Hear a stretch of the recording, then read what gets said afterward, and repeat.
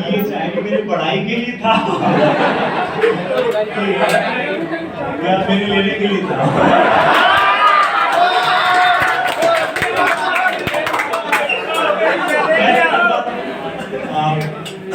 ने जो भी कहा अपने अनुभव से लोगों से शेयर किया, वाकई सुनने वाली बात थी। लेकिन सर थोड़ा सा एक बात पर बस मैं माफी चाहूंगा, मैं एकदम इस बारे में नहीं मानूंगा कि ये जो है हम लोगों के दायित्व का निर्वहन है। नहीं, हमारा दायित्व तब तक पूरा नहीं होगा और हम तब तक नहीं तुम्हारा साथ छोड़ेंगे जब तक कि तुम्हारा कहीं कोई सिलेक्शन ना हो।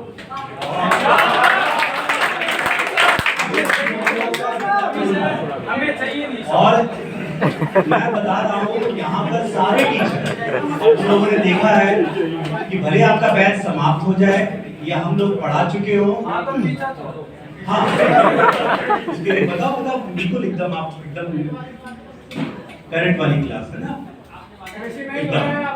मैंने इस बारे में 2 बार सर से बात कर लिया है, उसमें एक चीज का उपाय मैंने निकाला हुआ है। तुम लोग मानो तो ठीक है, अदरवाइज तुम लोग जानो इसका क्या करना है।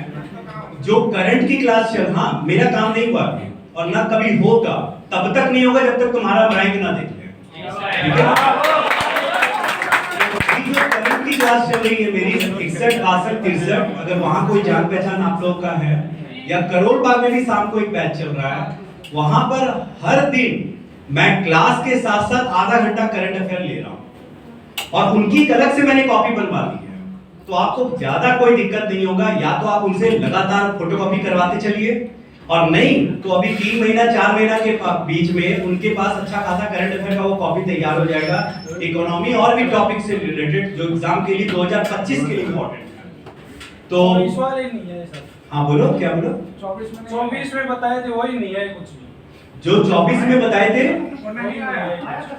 अगर ध्यान दो सवाल यहाँ पर देखो, कोई भी बात कह लेना बहुत आसान है, लेकिन आपने पीटी और मेंस के क्वेश्चंस को देखा है?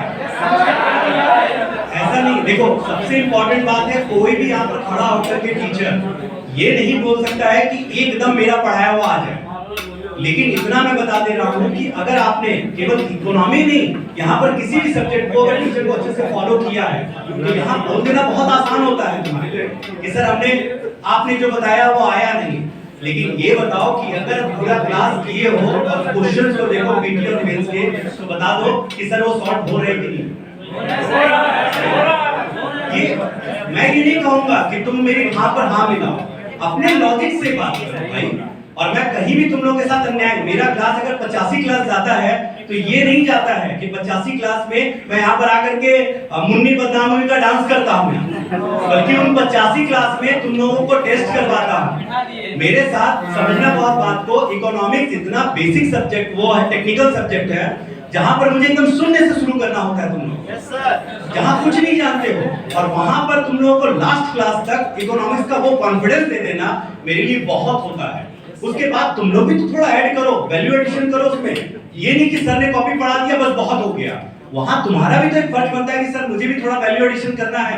नहीं तो एक बार सर से जाकर पूछना है कि सर इसमें और क्या क्या वैल्यू एडिशन करें।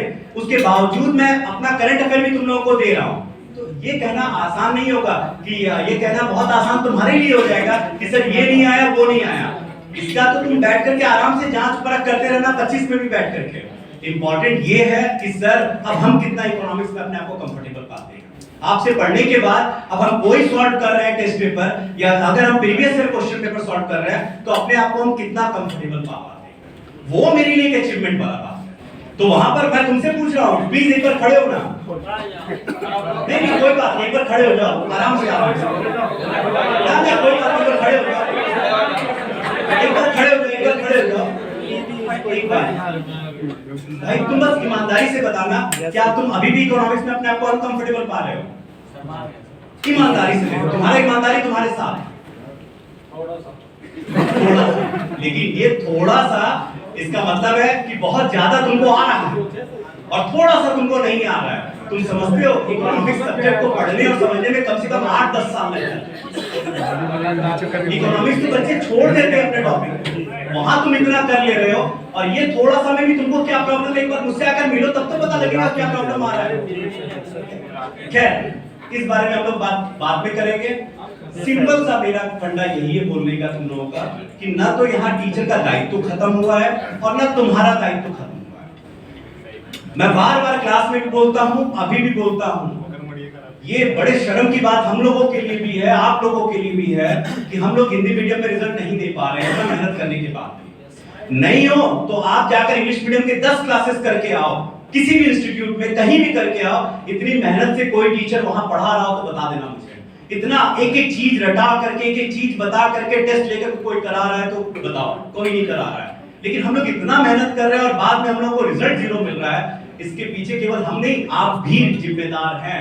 और आप लोग मेहनत नहीं करेंगे तो हम लोग रिजल्ट कहां से देंगे। मैंने पहले दिन कहा है कि केवल इकोनॉमी के बल पर हम लोग रिजल्ट नहीं ला सकते हैं। हर सब्जेक्ट में आपको इक्वली ऐसा ही कमांड बनाना पड़ेगा, तब जाकर के हमारे पास रिजल्ट आएगा। और जितना आप लोग चमकोगे उतना हम लोग चमकेंगे यार। इंपॉर्टेंट यहाँ इंपॉर्टेंट ये है कि जब तुम लोगों का सिलेक्शन होगा, जब तुम लोग दिखोगे कहीं ना कहीं, वहां पर जाकर के अपनी बात रखो, वहां पर जाकर बोलो, वो एक हम लोग के लिए बहुत बड़ा अचीवमेंट होगा।